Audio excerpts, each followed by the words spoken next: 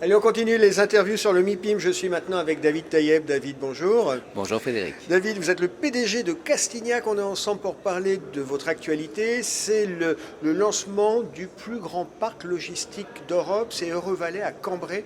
320 hectares, c'est ça?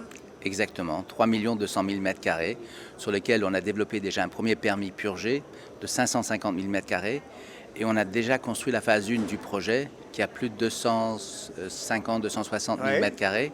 On y accueille de belles entreprises comme La Redoute, comme Levi's, Nike Enfant, Levi's, et d'autres. C'est un projet qui va Look, durer sur combien d'années? Entre 5 et 6 ans pour tout construire. 5 et 6 ans. On construit à raison de 150 000 m2 par an et on a un potentiel de 750 000 m2.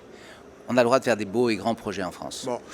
Sur ce projet, il y a toute une dimension environnementale, puisque je crois que vous avez, on parle d'artificialisation des sols, qui est un problème, et vous redonnez des sols à la nature.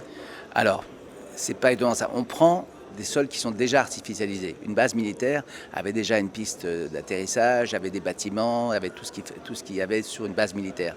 Et si vous voulez, comme elle a été abandonnée en 2012 par l'armée, puisqu'ils ont fermé ce site, eh ben on a réhabilité ce site pour une activité logistique créatrice d'emplois, créatrice de taxes, de rentrée d'argent pour les communes, et donc d'activités en général. Et c'est ce qui a beaucoup plu dans notre projet qui a été plébiscité par tous les élus. Un projet de cette taille, ça se fait, j'imagine, un peu en concertation avec les collectivités locales. On ne peut pas travailler tout seul. Alors c'est un projet que je travaille depuis plus de 5 ans. On a fait tout ce qu'il fallait au niveau de l'urbanisme, au niveau des élus, au niveau des collectivités. Alors on avait les élus locaux, donc les petits villages autour du site. On avait 2 départements et on avait une région.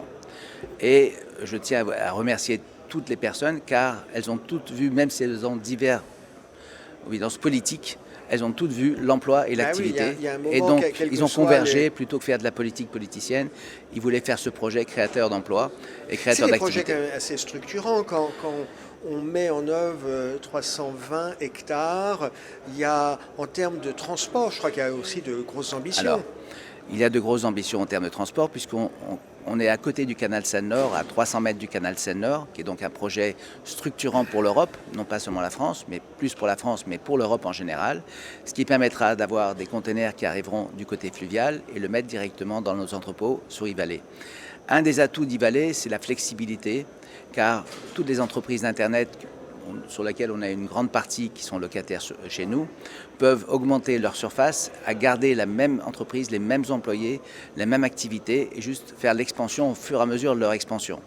Qui avant était plus compliqué pour eux parce qu'une fois qu'ils avaient construit un entrepôt, il fallait trouver le voisin d'à côté. S'il n'y a pas de voisin, il fallait changer d'entrepôt, c'était complexe. Oui, et puis c'est toujours compliqué de prendre des mètres carrés parce que c'est un pari sur l'avenir. Donc si au bout d'un an on s'aperçoit que le pari n'est pas exactement ce qu'on avait prévu, enfin il y a des moments il faut un peu de souplesse. Je crois qu'une des caractéristiques chez Castignac, c'est que vous essayez d'inclure du service. Alors, c'est un des grands atouts aussi de prendre du foncier et avoir le maximum de foncier, car on veut y inclure, comme dans d'autres sujets de l'immobilier, les bureaux faits avec du service, les logements aujourd'hui avec du service, et pourquoi pas la logistique. Et donc, on y apporte tout un panel de services qui va de la halte garderie, du RIE, de centres de formation. On inaugure le premier centre de formation le plus grand de l'Aftral. On aura Adecco, Manpower, tous ces gens-là seront sur site. Donc vont pouvoir former les personnes dans les nouvelles activités de la logistique, qui n'est pas le logistique d'hier de pousser un chariot. Aujourd'hui, il y a de l'informatique, des préparations de commandes, il y a de la domotique, il y a beaucoup de choses qui rentrent en jeu. Une technicité. Voilà. Une vraie technicité. Pas pousser un carton, c'était ce qui était valable avant. Maintenant, c'est vraiment beaucoup plus sophistiqué. C'est un vrai métier. David Taïeb, est-ce qu'on peut revenir sur ce groupe Castignac ? Oui, Castignac est l'avantage d'avoir le côté family office et le côté grand groupe, grand fonds mondial, qui est donc Brookfield, sur lequel nous avons une JV avec lui.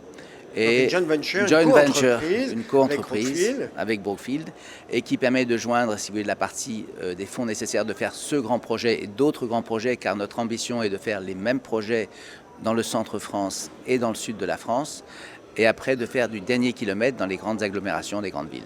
Donc ça, c'est le projet de la joint venture, de la co-entreprise. Et donc, ça, c'est notre projet. On espère y aboutir dans quelques années.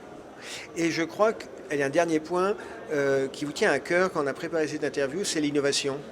c'est la recherche de solutions en permanence. C'est vrai que c'est l'innovation, car nous ne voulons pas être sur les mêmes principes qu'étaient hier. On veut faire demain avec la Smart City, Smart Logistique, mais pas seulement avec les mots, puisque si vous voulez, je vous donne un exemple, on a développé un nouveau concept qui est le Smart Stadium, où on prend des stades de football qui ne sont moins utilisés en ville, car elles sont utilisées qu'entre 7 et 12% du temps, qui sont des centres de coût pour les villes. On va prendre ce même stade, le rehausser, donc maintenir cette activité en ville et faire en sous-sol du dernier kilomètre qui permettra de livrer votre colis chez vous.